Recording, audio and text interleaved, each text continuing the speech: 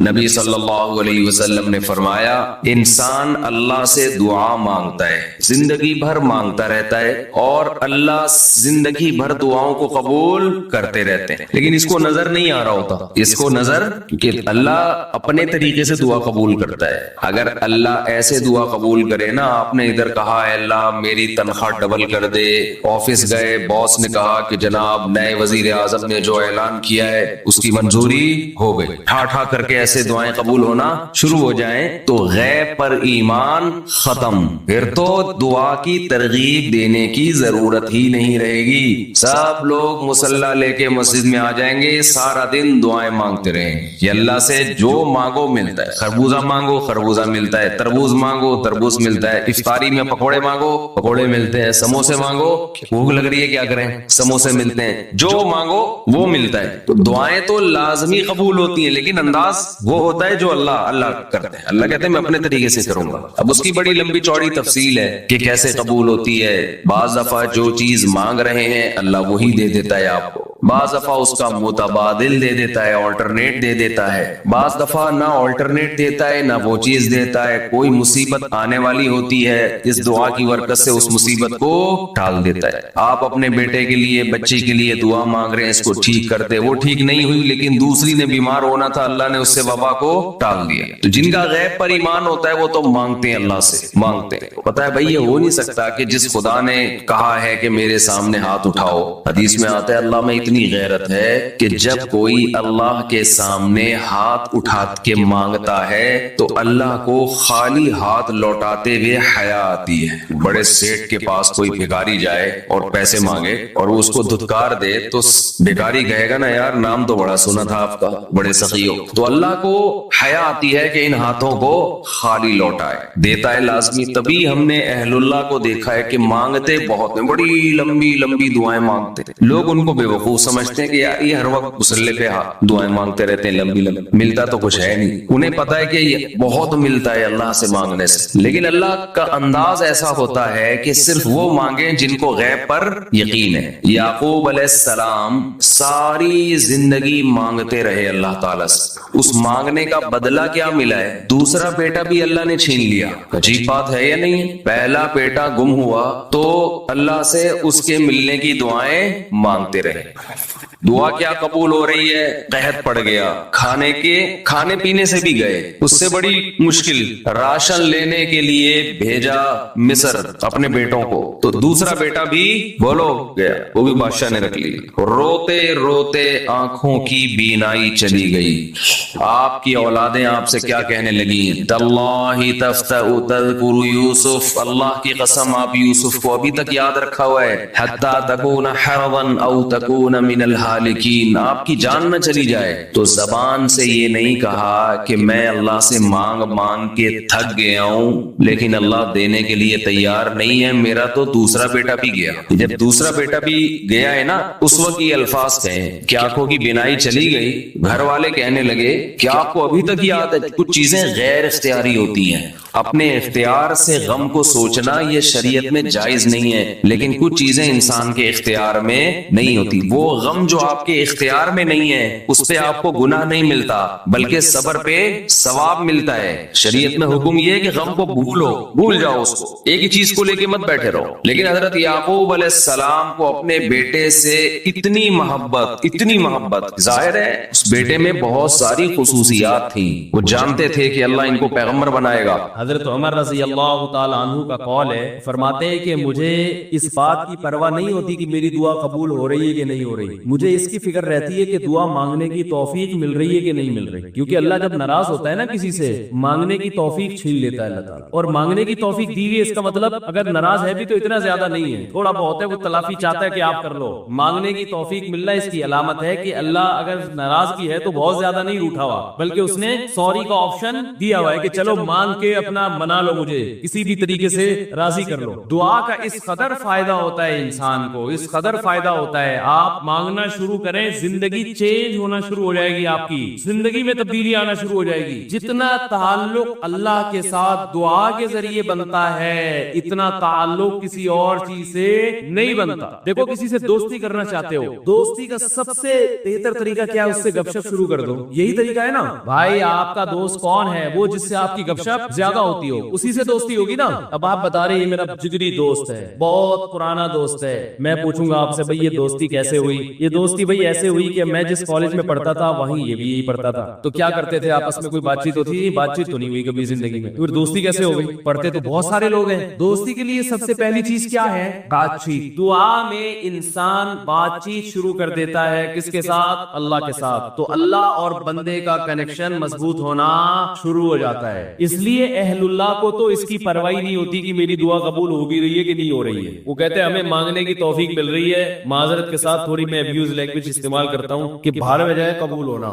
ہمیں تو اس بادشاہ کے دربار میں ہاتھ پھیلانے کی توفیق مل رہی ہے، بس ہمارے لیے اتنا کافی ہے. تعلق بحال ہے ہمارا اس سے. تو میں یہ عرض کر رہا تھا کہ کبھی ہماری جو دعائیں قبول نہیں ہوتی بسا اوقات اس کی وجہ یہ ہوتی ہے کہ ہمارا وہ عمل دعا ہوتا ہی نہیں ہے. جب دعا ہی نہیں ہوتا تو پھر اس میں قبولیت کہاں سے آ گئی؟ وہ تو ہم پڑھ رہے ہوتے ہیں الفاظ رٹا لگا کے ایک چیز کو، یعنی ایک پڑھنے کے انداز میں ہوتی ہے، وہ اس میں جذبات ہی نہیں ہوتے. جذبات کن لوگوں کے ہوتے ہیں؟ امام بخاری رحمہ اللہ تعالیٰ کی سوانے پڑھے. آپ بچپن میں نابینا ہو گئے، والدہ تو آپ کو بڑا علم سکھانا چاہتی تھی، پریشان کہ اللہ یہ تو میرا بچہ ہی نابینا ہو گیا. تو رات کو مصلی پہ گر گڑا کے دعا مانگنا شروع کی، اللہ میرے بچے کی بینائی واپس لوٹا دے، اللہ اس کی بینائی واپس لوٹا دے. اتنا مانگا ہے، روتے روتے دعا مانگتے مانگتے آنکھ لگ گئی. خواب آیا، دو فرشتے آپس میں بات کر رہے ہیں کہ اللہ نے اس عورت کی دعا قبول کر لی ہے اور اس کے بچے کو بینائی لوٹا دی ہے. جب آنکھ کھلی ہے تو دیکھا کہ بچے کی بینائی واپس لوٹ چکی تھی، بینائی واپس لوٹ چکی تھی. ہندوستان میں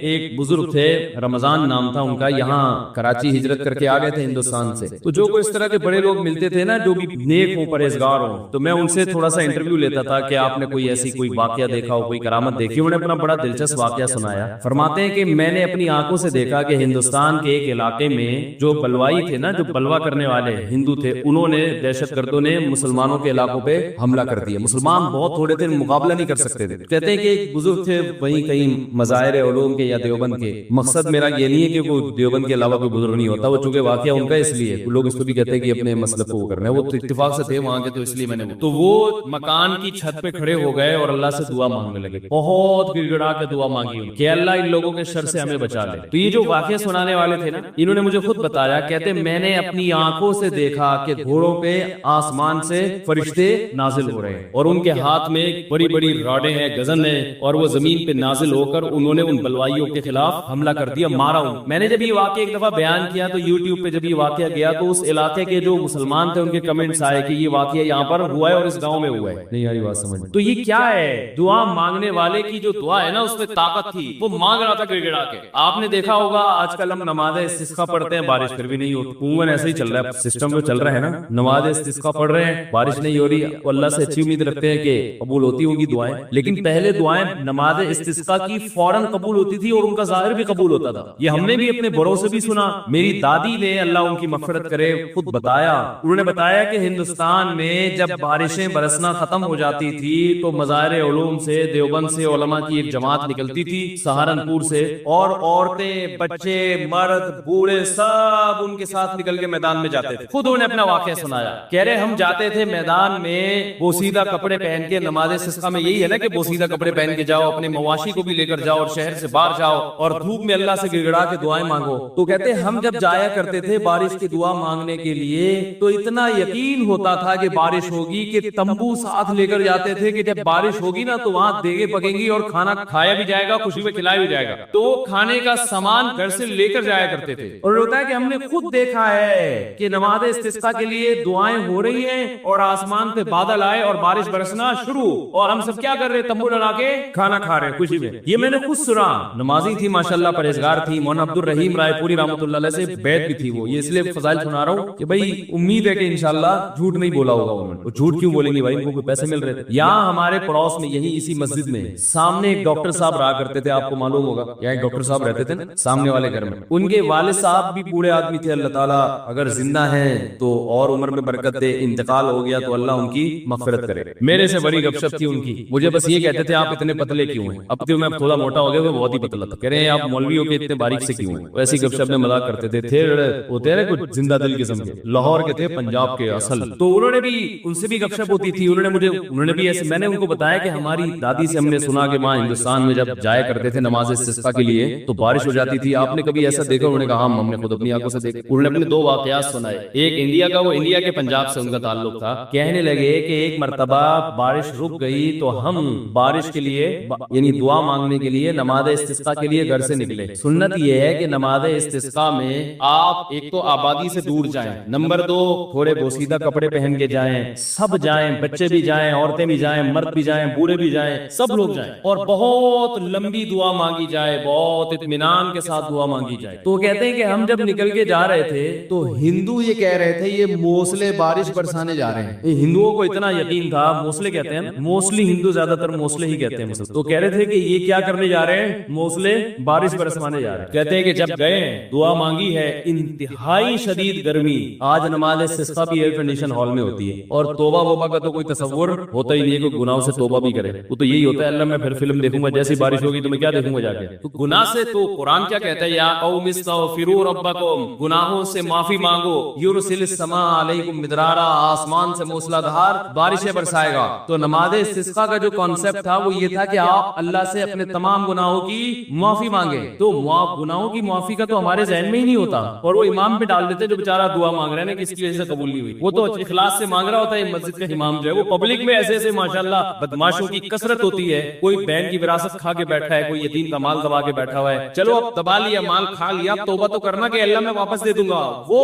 نہیں ہوتا. اللہ میں قحط سے مر جاؤں, بارش نہ ہو کوئی مسئلہ نہیں ہے, میں مر جاؤں گا قحط سے, مگر میں بہن کا پلاٹ واپس, بولو بھائی نہیں کروں, تو پھر کہاں بارش ہوگی میرے بھائی. اللہ کہہ رہے تم بدماشی چھوڑنے کے لیے تیار نہیں. تو وہ نے اپنا واقعہ سنایا کہ ہم گئے, ہم نے دعا مانگی, اور وہ جو ہمارے امام صاحب تھے انڈیا میں, جالندھر یا کوئی لدھیانہ کا واقعہ ہے, کہہ رہے وہ سردے میں گئے ہیں اور اوپر سے اتنی شدید گرمی تھی کہ وہ ہماری کمر جو ہے نا دھوپ کی وجہ سے ایسا لگ رہا تھا جل جائے گی. مگر امام صاحب جو سردے میں جا کے روئے اور پبلک کو رلایا انہوں نے کہ اللہ جب تک بارش برسے گی نہیں یہاں سے ہم ہلیں گے نہیں. یہ اب دیکھیں جس کو اطمینان ہوگا وہ اتنی دیر تو سردے میں پڑا رہے گا, ورنہ وہ کہے گا یار کچھ ہونے والا تو ہے نہیں, شام کو میں کمر جلا کے آ جاؤ. کہہ رہے وہ انہوں نے گر گڑائے ہیں, وہ ایسا گر گڑائے, اور کمر ہماری جل جل کے لگ رہا تھا کہ وہ خراب ہی نہ ہو جائے. اور پھر انہوں نے مجھے خود سنایا واقعہ, کہتے ہیں ہم نے دیکھا کچھ دیر ہوئی ہے, اس کے بعد گہرے بادل آئے ہیں اور وہی بارش برسنا شروع, اور کہہ رہے جب تیز بارشیں ہوئی ہیں تو ہم جب واپس آ رہے تو ہندو ہنس رہے اور کہہ رہے تھے یہ موسلے بارش برسوا کے آ رہے ہیں. ہندوؤں کو بھی یقین ہوتا تھا یہ موسلے بڑے تیز ہیں. آج کا جو موسلہ ہے میرے بھائی ہم جیسے نالائقوں پر مشتمل ہے, تو پھر ہم اپنی ذمہ داری پوری نہیں کر رہے. اللہ کہتے تمہیں یقین نہیں ہے, تو پتہ نہیں کیا کر رہے ہیں, بیٹھ گئے ادھر توجہ. میں تو دیکھا ہے دعا مانگتے مانگتے نا جیب میں چیک کر رہے ہوتے کتنے پیسے پڑے ہوئے, 50,000 پہ تو ہے نا, وہ خراب تو نہیں ہو, آمین, پھر وہ تھوڑی دیر میں یہاں کو جائے گا, پھر ادھر کو جائے گا, 10 کام ہو رہے ہیں, دل نہیں لگ رہا, ایک فارمیلٹی پوری ہو رہی ہے, تو یہ کیسے حساب چلے گا میرے بھائی. تو دعا قبول ہوتی ہے, بعض دفعہ ایسے ہوتی ہے جیسے میں نے آپ کو بتایا, اس طرح سے بھی ہوتی ہے کہ ادھر مانگی اور ادھر اللہ نے بارشیں برسانا شروع کر دی, اور بعض دفعہ دعا ایسے قبول ہوتی ہے. اچھا کچھ کر کے دعا مانگو تو زیادہ قبول ہوتی ہے, کچھ اللہ کے لیے کیا ہو نا, جیسے حدیث میں آتا ہے 3 آدمی غار میں بند ہو گئے, بڑا زبردست واقعہ ہے وہ حدیث میں. غار میں گئے تھے, اوپر سے پتھر لڑکا اور غار کا منہ بند, اب نکلنے کا راستہ ہی نہیں, اور ان کو کوئی آواز بھی نہیں باہر جا سکتی, فون وون تو ہوتا نہیں تھا پہلے. تو اب ان کو یقین ہو گیا کہ اب ہمارا انجام سوائے موت کے کچھ نہیں, اس میں تڑپ تڑپ کے مرنا ہی اور کچھ نہیں ہوگا. تو تینوں نے کہا کہ بھائی دیکھو اللہ کو اپنے کسی اچھے عمل کا واسطہ دے کے دعا مانگو. ہم میں سے کسی سے کوئی زندگی میں اچھی نیکی ہوئی ہو جو آپ سمجھتے ہو کہ بہت اچھی نیکی ہے, تو اس نیکی کا اللہ کو واسطہ دے کے دعا مانگی جائے. مشہور حدیث ہے, جلدی جلدی مکمل کرتا ہوں. ایک نے کہا اللہ میں بکریاں چراتا تھا, گھر آیا, اپنے بچوں کو دودھ پلانے سے پہلے میں نے کہا والدین کو پلاؤں گا, والدین سو گئے تھے, تو ساری رات سرہانے ان کے سرہانے کھڑا رہا تھا میں سر کے پاس, ان کو جگاؤں گا بھی نہیں کہ نیند خراب ہو, اور ایسا بھی نہیں ہوگا کہ پہلے بچوں کو پلا دوں, پہلے ماں باپ بعد میں اپنے بچے. پوری رات پیالہ لے کے سر کے کنارے کھڑا رہا, جب صبح اٹھے پھر ان کو پلایا, اٹھا بھی نہیں رہا. والدین کی خدمت کتنی بڑی نیکی ہے دیکھو. اللہم ان کنت فعلت ذلک ابتغاء وجہک فاصرف عنا ما نحن فیہ فاکشف عنا ما نحن فیہ. اے اللہ اگر میں نے یہ تیرے لیے کیا تھا اور تجھے یہ میری نیکی پسند آ گئی ہے، تو آج جس مصیبت میں مبتلا ہے اللہ اس مصیبت سے ہمیں نجات دے دے۔ کیسی اللہ کی قدرت، وہ پتھر ہلا ہے اپنی جگہ سے۔ پتہ چلا میرے بھائی، ماں باپ کی خدمت بڑی بڑی چٹانوں کو اپنی جگہ سے ہلا دیتی ہے بغیر کسی وجہ کے۔ اتنا بڑا عمل ہے یہ، آج برداشت نہیں ہوتا ہے، نہ باپ کی ڈانٹ برداشت ہوتی ہے، نہ ماں کی ڈانٹ برداشت ہوتی ہے۔ دیکھو اللہ چاہتے پورا پتھر ہلا دیتے، لیکن اللہ نے کہا کہ سب کا عمل سامنے آ جائے نا، تو اللہ نے تھوڑا سا ہلایا پتھر کے، ابھی ہلکی سی ہوا آئے بس ہے بھائی، تاکہ باقی دو کی نیکیاں بھی سامنے۔ ویسے تو اللہ کو اتنا پسند آیا کہ اللہ چاہتے تو ہٹا دیتے نا پتھر۔ دوسرے دعا مانگی، اے اللہ میں اپنی چچا زاد بہن پہ عاشق تھا، اس سے زنا کرنا چاہتا تھا، وہ موقع نہیں دیتی تھی، بہت سخت عشق والی محبت تھی، بالآخر قحط پڑا، سب کچھ ختم ہو گیا، تو وہ میرے پاس آئی روٹی کے لیے، تو میں نے اس سے کہا ایک شرط پہ تجھے راشن دوں گا کہ تو میری حرام خواہش کو پورا کر، اور بالآخر مجھے اس پر قدرت ہوئی۔ جب میں زنا کے، وہ مجبور ہو گئی بیچاری، جب میں زنا کے بالکل قریب پہنچ گیا تو اس نے مجھے اللہ تیرے عذاب سے ڈرایا، اتق اللہ ولا تفض الخاتم الا بحقی، کہ تو یہ کام کر تو رہا ہے مگر تو اللہ سے ڈر۔ اللہ میں اس حالت میں کہ مجھے اس پر مکمل قدرت ہو چکی تھی اور میں عرصے سے تلاش میں تھا کہ یہ میری دسترس میں آئے، جب مجھے موقع ملا اور بالکل قریب پہنچ گیا زنا سے، تو اس نے مجھے کہا اللہ سے ڈر، تو اللہ میں تیرے خوف سے پیچھے ہٹ گیا۔ ان کنت فعلت ذلك ابتغاء وجهك، اللہ صرف تیرے لیے کیا تھا، اگر تو اس عمل کو قبول کرتا ہے تو آج جس مصیبت میں مبتلا ہے اس مصیبت سے ہمیں نجات دے دے۔ حدیث میں آتا ہے پتھر مزید تھوڑا سا لڑک گیا، اور کیا ہے کہ دھوپ بھی آنا شروع، ہوا بھی، لیکن ابھی نکل نہیں سکتے تھے کیونکہ اللہ تیسرے کا عمل بھی سامنے لانا چاہتا تھا۔ تیسرے نے کہا اللہ میں فلاں شخص کے پاس مزدوری کیا کرتا تھا، مزدوری چھوڑ کے چلا گیا، ایک مزدور تھا میرے پاس، مزدوری لیے بغیر وہ چلا گیا، تو اس کی جمع پونجی سے میں نے کاروبار کیا، بہت کاروبار بڑھ گیا، بہت عرصے کے بعد وہ آیا تو اس نے کہا میری جو مزدوری تھی دے دو، تو میں نے کہا بھائی تیرے پیسے سے میں نے یہ بزنس کیا، یہ سینکڑوں اونٹ، گائے، بیل، بکریاں سب تیری ہیں۔ وہ بھی ایسا نیبو نچوڑ کم بغت ساری چیزیں اٹھا کے لے گیا۔ اتنی معاملات میں آج کل کون صاف ہوتا ہے کہ بھائی تمہارے پیسوں سے کیا تو لے جاؤ، تو وہ بھی لے گیا، تو میں نے بھی دے دیا، میں نے کہا اللہ پہ حرام کا نوالا نہ جائے میرے پیٹ میں، تو اللہ اگر میں نے تیرے لیے کیا تھا تو جس مصیبت میں مبتلا اس مصیبت سے ہمیں نجات دے دے۔ حدیث میں آتا ہے پتھر مزید لڑکا ہے، فخرجوا یمشون، بڑے آرام سے باہر نکل گئے۔ تو دیکھو اس سے پتہ چلتا ہے اللہ کے لیے کچھ قربانی دی ہو تو پھر دعائیں تھا کر کے قبول ہوتی ہیں۔ جو لوگ بینک کی ملازمت چھوڑ دیتے ہیں، بڑی قربانی ہے، ان کی دعائیں بہت تیزی سے قبول ہوتی ہیں۔ داڑھی رکھنے کا ماحول نہیں ہے لیکن آپ رکھ لو اللہ کے لیے، دعائیں انشاءاللہ تیزی سے قبول ہونا۔ بولو نا بھائی کیا جا رہا ہے، کیوں قبول ہوتی ہے بھائی؟ سارا دن اللہ کے لیے، سارا دن اللہ کے لیے بھوک پیاس کو برداشت کیا، تو اب اللہ کہتے ہیں تو نے میرے لیے قربانی دی، اب تو مانگ جو مانگے گا میں تجھے عطا کروں گا۔ حج میں دعائیں کیوں قبول ہوتی ہیں؟ 6-7 لاکھ روپے آپ کے خرچ ہوئے، آپ اتنی دور گئے، آپ نے وہاں دھکے کھائے، تو عرفات کے دن ایسی دعائیں قبول ہوتی ہیں۔ حدیث میں آتا ہے شیطان خاک سر پہ ڈالتا ہے کہ آج میری پورے سال کی محنت برباد ہو گئی ہے، لیکن ہم نے دیکھا ہے عرفات میں بھی دعائیں نہیں مانگ رہے لوگ، وہاں بھی ایک اجتماعی دعاؤں کا ماحول بنایا ہوا ہوتا ہے، ایک آدمی بیٹھا ہوا سب آمین آمین لگا رہے، بھائی وہاں تو کم از کم کچھ جا کے کچھ الگ سے اللہ سے گڑگڑا کے مانگ لو، دل لگاؤ اس دعا میں۔ دعائیں قبول ہوتی ہیں صفا و مروہ کی پہاڑیوں پر، وہاں حضرت ہاجرہ نے ایک عمل کیا تھا نا، کتنی بڑی قربانی دی تھی کہ ایک ایسی زمین نہ جہاں گھاس کا تنکا، وہاں اللہ کے لیے قربانی دے کر اپنے بچے کے ساتھ رہنا شروع کیا، اور پھر آزمائش آئی اللہ کی طرف سے، بچہ ایریا رگڑ رہا ہے، پانی کا نام و نشان نہیں ہے، لیکن وہ اللہ سے شکایت نہیں کر رہی کہ اللہ تو نے تو مجھے مروا دیا، کہاں لا کے میرے شوہر نے مجھے ڈال دیا، بھاگ رہی ہے ادھر سے ادھر، ادھر سے ادھر۔ کیسا اللہ کے حمد کو جوش آیا کہ میرے لیے قربانی دی، اب میں تجھے ضائع نہیں ہونے دوں گا۔ ایسا چشمہ پانی کا پیدا کر دیا، ہزاروں لاکھوں کروڑوں حاجی اب تک سیراب ہوتے چلے آ رہے، وہ چشمہ ختم ہونے کا نام نہیں لے رہا۔ تو صفا اور مروہ کی پہاڑی پر جب آپ صحیح کرتے ہیں، علماء کہتے ہیں حدیث سے بھی ثابت ہے، وہاں لمبی لمبی دعائیں مانگنی چاہیے کھڑے ہو کر، کیونکہ یہ وہ موقع ہے جہاں آپ نے تو قربانی نہیں دی لیکن اللہ کی ایک بندی نے بہت بڑی قربانی، تو دوسرے کی قربانی کو بھی انسان کیش کرا سکتا ہے۔ تو کچھ کرنے کے بعد جب مانگا جائے تو قبولیت کا امکان بڑھ جاتا ہے۔ ہم اللہ کے لیے کچھ قربانی دینے کے لیے تیار ہی نہیں ہے، کچھ کرنے کے لیے تیار ہی نہیں ہے، مانگنے کے لیے بھی تیار نہیں ہے، بلکہ اللہ نے ہمیں دعائیں بھی سکھائی ہیں، کیسی پیاری دعائیں سکھائی ہیں قرآن مجید میں اور احادیث میں۔ اللہم ارزقنی حبک وحب من یحبنی یحبک وحب عملی یقربنی الی حبک، اور ایک اور دعا سکھائی، اللہم ارزقنی حبک اللہم ارزقنی حبک وحب من ينفعنی حبہ عندک اللہم فکما رزقتنی مما احب فاجعلہ قوة لی فیما تحب وما زویت عنی مما احب فاجعلہ فراغا لی فیما تحب۔ ہم لوگ دعائیں بھی عجیب عجیب چیزوں کی مانگ رہے ہوتے ہیں، کیسے پیارے الفاظ سکھائے، اے اللہ تو مجھے اپنی محبت دے دے، میرے دل میں کیا کر دے، اپنی محبت ڈال، وحب من ينفعنی हुब्बुहु इंदक, और उन लोगों की मोहब्बत भी या उन चीजों की मोहब्बत दिल में डाल दे कि जिनसे मोहब्बत करने से तेरी मोहब्बत में मजीद तरक्की हो जाए। ऐसी चीजों की मोहब्बत दिल में डाल दे कि उनकी मोहब्बत का फायदा हो आखिरत में, और तेरी मोहब्बत में इजाफा हो जाए। जैसे वालिदैन की मोहब्बत, बीवी बच्चों की मोहब्बत, इससे अल्लाह की मोहब्बत और बढ़ती है ना। तो अल्लाह का हुक्म है उलमा की मोहब्बत, नेक अमल की मोहब्बत। अल्लाहुम्मा फकमा रज़क़तनी मिम्मा उहिब्बु,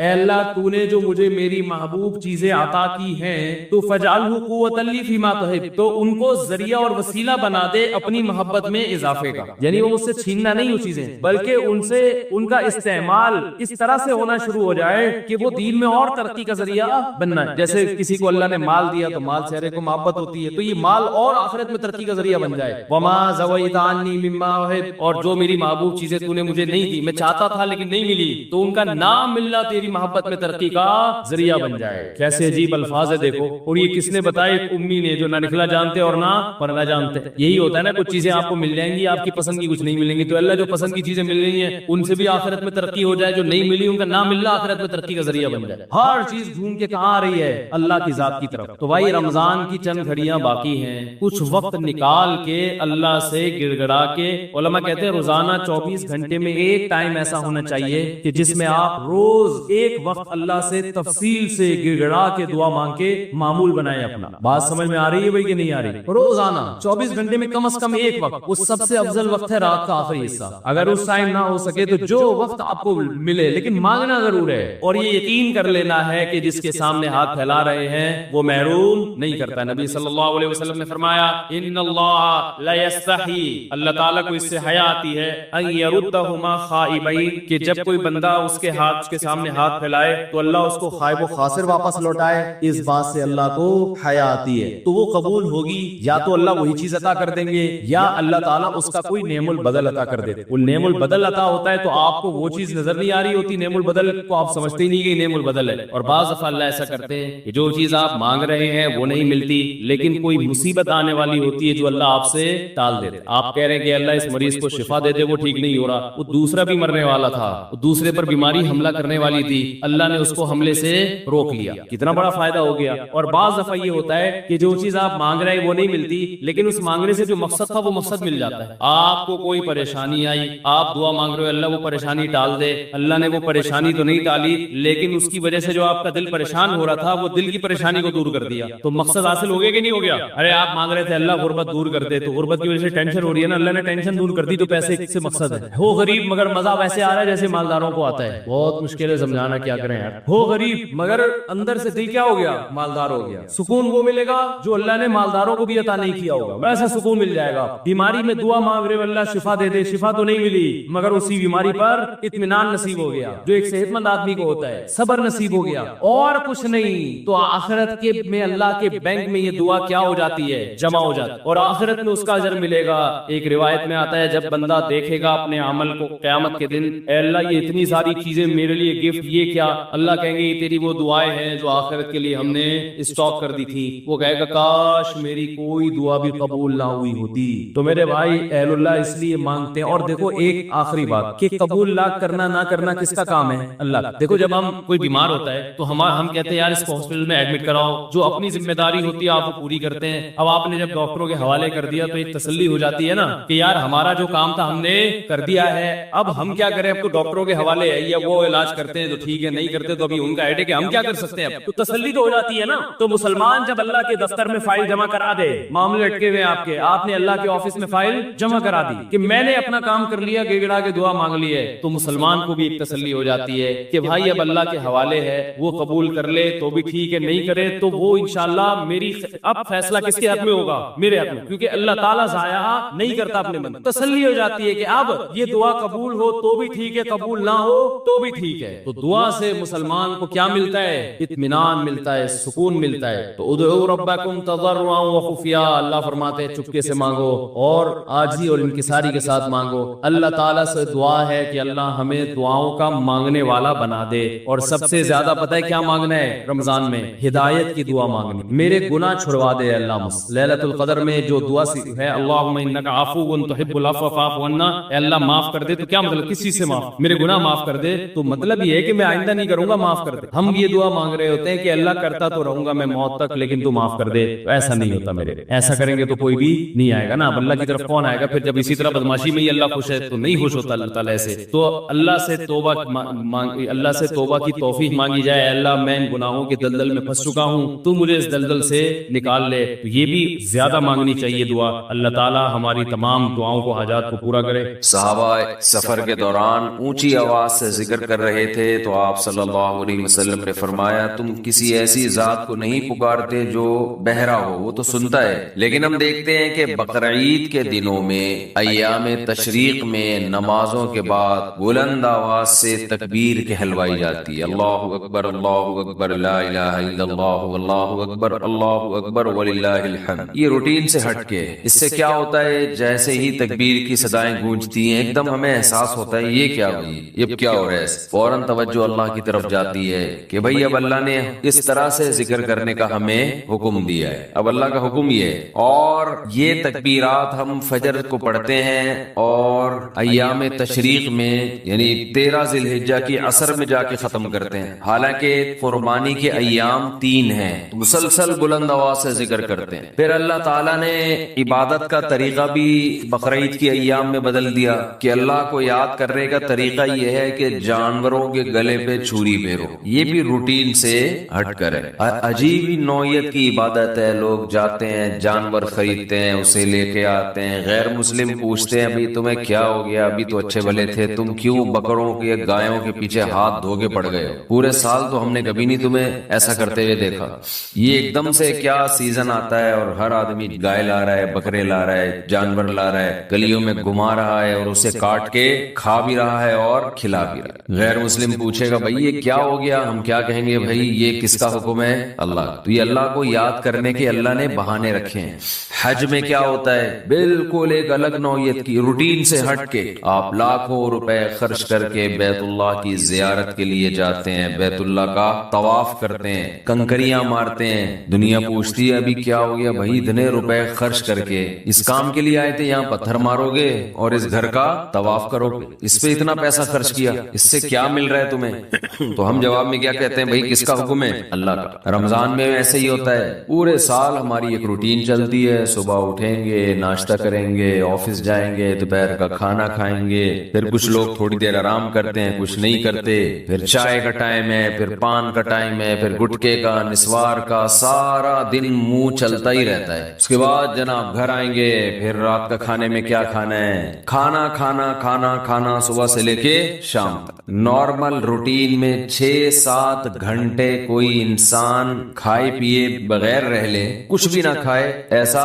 کہیں بھی نہیں ہو، پوری دنیا میں نہیں ہوتا۔ کچھ نہ کچھ تو انسان چکھ ہی لیتا ہے، وہ 6 گھنٹے سے کچھ نہیں کھایا، چلو تھوڑی سی چینی اٹھا کے منہ میں رکھ لو، چلو 2 گھونٹ پانی کے ہی پی لو، ایسا ہی ہوتا ہے نا، چلو بھائی 2 نوالے، چلو دودھ کے دیگچی سے ڈھکن ہٹا کے 1 چمچ ملائی چاٹ لو۔ ہر آدمی کے الگ طریقے، کچھ بھی نہیں یار آدھا کپ چائے پی لو، صبح سے چائے نہیں پی لو، کہہ رہے ہوتے ہیں نا، لیکن رمضان میں کیسی اللہ تعالیٰ روٹین چینج کراتے ہیں، ایک دم عالم اسلام میں ایک تہلکہ مچتا ہے۔ سحری تقریباً صبح 5 بجے بند ہو رہی ہے، تقریباً اوپر نیچے، ایسا نہ ہو آپ ساری دنیا میں 5 بجے تک کھاتے رہیں بیٹھ کے، مثال دے رہا ہوں، تو 5 بجے کے بعد 6 7 8 9 10 11 دوپہر 11 بجے 6 گھنٹے ہو گئے، آپ نے نہ کچھ کھایا اور نہ پیا، چلو 6 گھنٹے 12 1 بج گیا اور 8 گھنٹے ہو گئے۔ نارمل دنوں میں ایسا نہیں ہوتا کہ 8 گھنٹے تک ایک نوالا بھی آپ نہ چکھیں۔ کوئی غیر مسلم آپ کے ساتھ ہو تو وہ کہے گا شاید اب یہ کھا لے گا کچھ،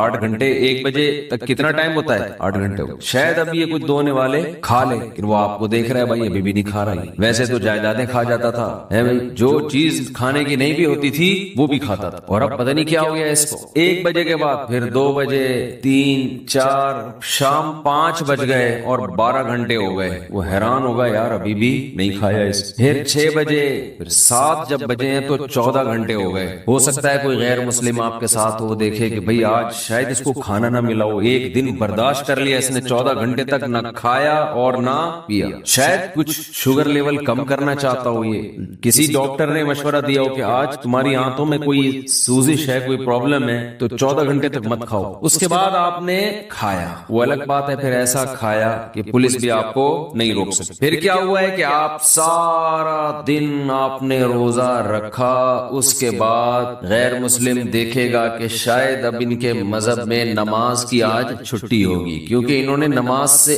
بڑھ کر محنت والا کام کر لیا ہے. لیکن وہ دیکھتا ہے کہ اب یہ عشاء کے بعد اور مزید لمبی لمبی رکعتیں پڑھنا شروع کرتے ہیں، جو پورے سال میں یہ عمل نہیں ہوتا. انه يراك حين تقوم وتقلبك في الساجدين. اے نبی، جب آپ نماز کے لیے کھڑے ہوتے ہیں وہ اللہ آپ کو دیکھتا ہے، اور سجدہ کرنے والوں کے ساتھ الٹتا پلٹتا بھی آپ کو دیکھتا ہے. اللہ تراویح میں کیسے رکوع میں جا رہے ہیں، پھر قومہ میں جا رہے ہیں، پھر سجدے میں گر رہے ہیں، پھر سجدے سے بیٹھ رہے ہیں، پھر دوبارہ سجدے میں جا رہے ہیں، پھر کھڑے ہو رہے ہیں، پھر دوبارہ رکوع، پھر قومہ، پھر سجدہ، پھر سجدے سے. کوئی کھڑے ہو کر دیکھ رہا ہو جس نے کبھی یہ عبادت نہ دیکھی ہو، اس نے آپ سے بولا کوئی تنگ کرے تو مجھے بتانا، اور اسے پتا ہے کوئی نہ کوئی تنگ کر رہا ہے اس کو، آپ پھر بھی نہیں بتا رہے. وہ بلائے گا، بولے گا بھائی آپ کیوں نہیں بتا رہے؟ آپ کہتے ہیں بھائی کوئی مجھے تنگ کر رہا ہے تو میں برداشت کر رہا ہوں، اس لیے نہیں بتا رہا. اس پہ غصہ نہیں آئے گا اس کو. لیکن اگر آپ نے اس سے کہا کوئی مجھے تنگ کر رہا ہے، میں آپ کو اس لیے نہیں بتا رہا کہ مجھے پتا ہے کہ میرے جاننے والے ہیں، وہ مجھے بچا لیں گے،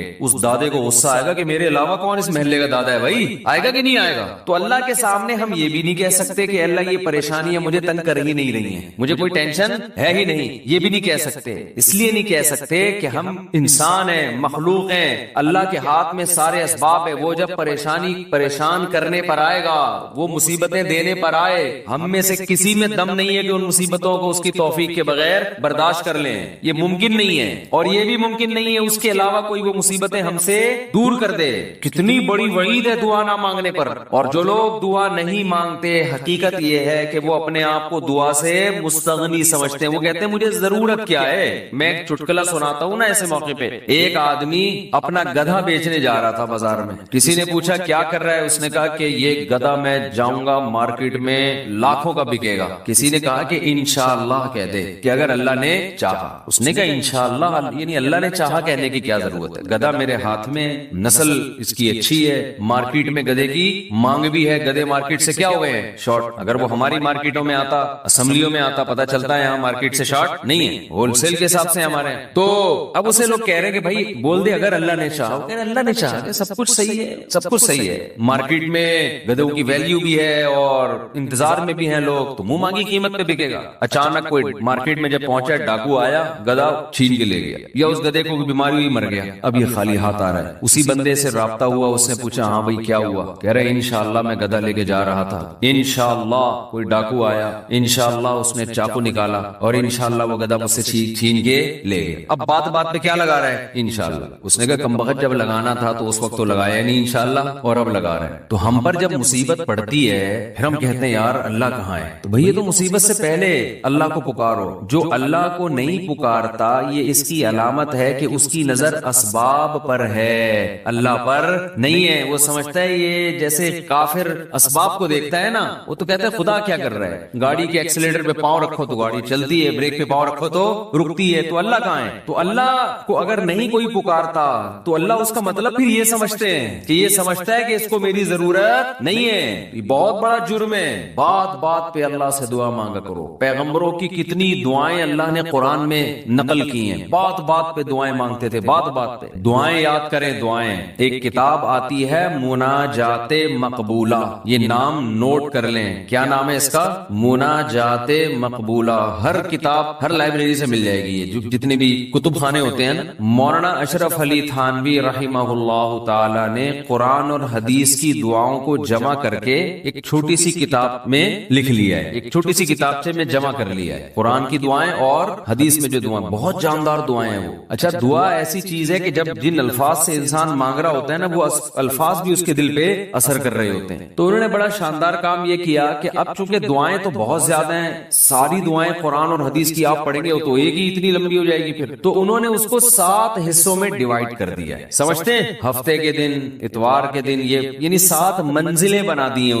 اس کا ترجمہ بھی ملتا ہے، یعنی وہ دعائیں عربی میں اور نیچے اس کا ترجمہ. آپ بے شک عربی نہ پڑھے، ترجمہ پڑھ لیں. وہ روزانہ کا معمول بنائیں. اس سے کیا ہوگا؟ آپ کو قرآن و سنت کی دعائیں یاد ہونا شروع ہو جائیں گی. وہ ایسی جاندار دعائیں، ایسی جاندار، ان دعاؤں میں آپ کو لطف آنا شروع ہو جائے گا. چسکا لگ جائے گا. کیسی کیسی دعائیں دیکھو, ایک پڑھ کے سناتا ہوں. اللہم اقسم لنا من خشیتک ما تحول به بیننا وبین معصیتک. اے اللہ ہمیں اتنا اپنا خوف دے دے, ہمارے دل میں اپنا اتنا خوف ڈال دے کہ وہ خوف ہمارے اور تیری نافرمانی کے درمیان آڑ بن جائے. سمجھ میں آ رہی ہے بات؟ زیادہ خوف نہیں چاہیے. زیادہ خوف پیدا ہو گیا تو زندگی کا مزہ کرکرا ہو جائے گا. جب آپ کے دل میں کسی چیز کا خوف مسلط ہو جاتا ہے تو لذتوں سے محروم ہو جاتے ہو آپ. دیکھو بچوں کے دلوں میں امتحان کا خوف ہوتا ہے نا, نہ کھا رہے ہیں نہ پی رہے ہیں. کراچی میں تو ایسا کوئی سیٹ اپ نہیں ہے, کوئی خوف ووف نہیں ہوتا. پنجاب میں دیکھا ہے ہم نے, بچوں کے پیپر ہونے والے, ایگزام ہونے والا ہے, دماغ پہ مسلط کر لیتے ہیں. زیادہ مسلط کریں گے تو پھر پڑھائی بھی نہیں ہوتی ان سے, ہاتھ پاؤں کانپنے لگتے ہیں. کراچی میں اللہ کا فضل ہے, یہ ٹینشن کراچی میں جتنی بھی حکومتیں رہی ہیں اب تک کی رپورٹ کے مطابق انہوں نے یہ بڑا فائدہ پورے سندھ میں الحمدللہ. یہ سندھ گورنمنٹ جب جتنی بھی رہی ہے اب تک, چاہے کسی کی بھی ہو, تو یہ الحمدللہ انہوں نے فیسلٹی دی ہے کہ کراچی کی عوام کو پڑھائی لکھائی سے الحمدللہ بالکل فارغ کر دی ہے. لڑکوں میں پڑھنے کا رواج ہے ہی نہیں. کچھ دن پہلے میں آ رہا تھا سفر پہ, تو کراچی کا ایک لڑکا وہاں پڑھنے گیا ہوا تھا اسلام آباد, ایبٹ آباد میں کیڈٹ کالج, کیڈٹ کالج میں پڑھ رہا تھا. تو میں نے کہا کراچی میں, نارتھ کراچی میں کہیں رہتا تھا یا ناظم آباد میں, وہاں گیا ہوا. اس نے کہا بھائی ہمارے ابا اما نے اچھا فیصلہ کیا, مجھے وہاں ایڈمیشن کرا دیا, میں پڑھ لیتا ہوں, چھٹیوں میں گھر آ جاتا ہوں. تو وہ بتا رہا تھا کہ یہ کراچی میں, وہ مجھے کہہ رہا تھا کہ ہم حیران ہوتے ہیں کراچی میں جہاں تو وہاں کوئی ہے ہی نہیں, پڑھائی لکھائی کی بات ہی نہیں. کہہ رہے یہاں ہو تو ہر آدمی, میں نے دیکھا ہے پنجاب میں ہر بچہ پڑھائی کی بات کر رہا ہے, سب پڑھائی میں آگے نکلنے کی کوشش کر رہے ہیں, کچھ بزنس میں آگے جانے کی کوشش کر رہے ہیں. یہاں آؤ تو پڑھے ہوئے. کراچی میں الحمدللہ پڑھے ہوئے لڑکے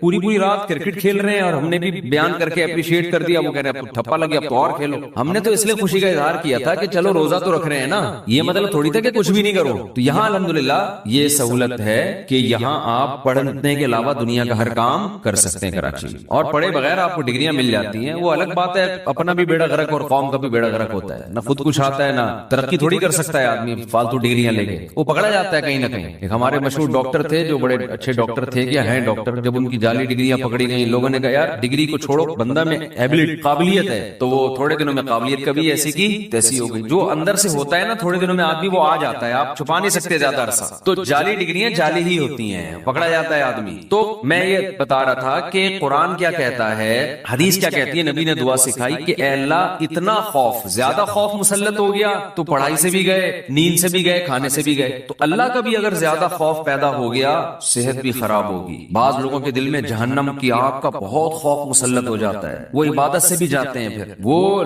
لائف کو جتنا انجوائے کرنا چاہیے جو شریعت نے اجازت دی اتنا بھی نہیں کر پاتے. تو اس لیے ہمارے نبی نے دعا سکھائی, اللہم اقسم لنا من خشیتک ما تحول به بیننا وبین معصیتک. یہ میں مناجات مقبولہ کی دعاؤں کا ایک تھوڑا سا تعارف پیش کر رہا ہوں آپ کے سامنے. اللہ تعالیٰ نے دو طرح کے لوگوں کا تذکرہ کیا کہ کچھ منیب لوگ جو اللہ سے ڈرنے والے ہیں, اور کچھ وہ لوگ جو منیب نہیں ہیں, جو اللہ کی طرف توجہ نہیں کرتے.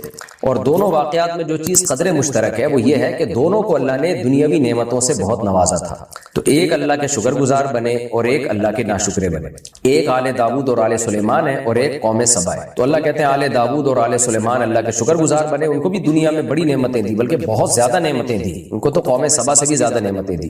اور دوسری قوم سبا تھی جن کو داؤد اور سلیمان جیسی نعمتیں تو نہیں ملی, لیکن کم نعمتیں ان کو بھی نہیں ملی. تو داؤد اور سلیمان بے تحاشا نعمتوں میں بھی اللہ کو نہیں بھولے, اور قوم سبا وہ ان کی نسبت کم نعمتیں ملی لیکن اس میں بھی وہ اللہ کو بھول گئے اور ناشکری کی باتیں انہوں نے شروع کر دی. تو اب یہ دونوں کا واقعہ یہاں سے شروع ہو رہا ہے. پہلے داؤد علیہ السلام اور سلیمان علیہ السلام کا. اللہ فرماتے ہیں وَلَقَدْ آتَيْنَا دَاوُودَ مِنَّا فَضْلًا, البتہ تحقیق ہم نے داؤد کو اپنی طرف سے بہت فضل عطا کیا. وہ فضل میں روحانی برکتیں بھی تھیں اور مادی برکتیں بھی. تو روحانی برکتیں کیا تھیں, یا جبال اوبی معہ والطیر, اے پہاڑوں تم داؤد کے ساتھ بار بار اللہ کی تسبیح بیان کرو, اور اے پرندوں تم بھی. یہ روحانی برکت تھی, کیونکہ داؤد علیہ السلام جب اللہ کا ذکر کرتے نا تو پہاڑوں سے بھی لا الہ الا اللہ کی آوازیں آتی, اور پرندے جمع ہو کے اللہ کی تسبیح پڑھنا شروع کر دیتے. اور علماء نے لکھا ہے کہ یہ آوازیں سب مخلوق سنتی تھی, کیونکہ مطلق تسبیح تو وہ تو ویسے ہی پہاڑ اور پرندوں سے ثابت ہے. قرآن میں ہے وَإِن مِّن شَيْءٍ إِلَّا يُسَبِّحُ بِحَمْدِهِ, کہ دنیا کی ہر چیز اللہ کی حمد و ثنا کرتی ہے. تو وہ تسبیح تو پھر داؤد علیہ السلام کا خاصہ نہ ہوئی نا. تو یہاں الگ تسبیح مراد ہے, وہ یہ کہ پہاڑوں سے باقاعدہ اللہ کے ذکر کی آواز آتی تھی اور پرندوں سے بھی آواز آتی تھی. تو یہ معجزہ تھا داؤد علیہ السلام کا. اس سے داؤد علیہ السلام کو فائدہ بھی ہوا کہ لوگ آپ پر ایمان لاتے تھے اور ان کا ایمان بڑھتا تھا, اور وہ بھی پھر اللہ کی حمد و ثنا کرتے, تسبیح کرتے, اور اس سے تسبیح کی فضیلت بھی ثابت ہوتی ہے. میں بار بار کہتا ہوں, آج کل کے کچھ لبرل سیکولر اسکالرز آ رہے ہیں جو تسبیح ہاتھ میں پھرانے کو اور اللہ اللہ کرنے کو بڑے توہین آمیز لہجے سے اس کو کہتے ہیں ان لوگوں نے بس اسی میں قوم کو الجھا دیا, اللہ اللہ کرتے رہو بیٹھ کے. تو حالانکہ جو لوگ اللہ اللہ کرتے ہیں نا, آگے کام بھی وہی کرتے ہیں. جن کو اللہ سے تعلق ہی نہیں ہے وہ آگے بھی کچھ نہیں کر پاتے, وہ صرف باتیں ہی کرتے ہیں بیٹھ کے. تو اس لیے اللہ کا ذکر کرنا, زبان سے اللہ کے نام کو بار بار دہرانا, اس کی اسلام میں بہت فضیلت ہے. آگے اللہ نے جو مادی برکتیں عطا فرمائی ان کا تذکرہ ہے. وَأَلَنَّا لَهُ الْحَدِيدَ, فرمایا ہم نے لوہے کو ان کے لیے پگھلا دیا تھا. لوہا پگھلا دیا, لوہا ان کے ہاتھ میں نرم ہو جاتا تھا, جہاں چاہے اس کو موڑ لیا کرتے تھے. کیوں پگھلا دیا؟ اس وجہ سے کہ انعمل سابغات, اس لوہے سے اب آپ اپنے ڈیفنس کو, اپنے دفاع کو مضبوط کریں گے. آپ ایک بہت پاورفل ایک اسٹیٹ بنائیں گے جس کے پاس ایک مضبوط آرمی ہوگی, اور اس کے پاس ایک بہت زبردست اسلحہ ہوگا, اور اس کے پاس اپنے ڈیفنس کا انتظام بھی ہوگا, تاکہ آپ پوری دنیا میں اللہ کے نظام کو نافذ کر سکیں, لڑائی میں آپ کو شکست نہ ہو. انعمل سابغات, آپ زرہیں بنائیں, یعنی جنگی جو لباس ہوتا ہے. کہا جاتا ہے کہ جنگی لباس جو لوہے کا لباس پہنا جاتا ہے نا, آپ نے دیکھا ہوگا جو ہسٹوریکل موویز جن لوگوں نے دیکھی ہوئی ہیں کہ پہلے زمانے میں تلوار سے بچنے کے لیے کیسے بڑی بڑی جنگی لباس پہنے جاتے تھے, جنگی ٹوپیاں پہنی جاتی تھیں. خود غزوہ احد میں نبی صلی اللہ علیہ وسلم نے جنگی ٹوپی پہنی ہے, لوہے کی ٹوپی ہوتی تھی جو آپ کو تلوار اور تیر کے اور نیزے کے وار سے بچاتی تھی. تو کہا جاتا ہے کہ اس کے بانی داؤد علیہ السلام. تو بڑی بڑی زرہیں بنائیں, وقدر فی السرد, اور جوڑنے میں ایک اندازہ سے کام لیں آپ, یعنی ایک مینجمنٹ کے تحت جوڑیں. دیکھیں کچھ چیزیں ایسی ہوتی ہیں جو واقعہ کا بظاہر اہم پہلو نہیں ہوتی, لیکن اللہ اس کو ہائی لائٹ کرتا ہے, اس میں کوئی نہ کوئی بڑا سبق چھپا ہوا ہوتا ہے. اتنا کہہ دینا کافی تھا کہ آپ زرہیں بنائیں. ظاہر ہے جب ہم زرہیں بنائیں گے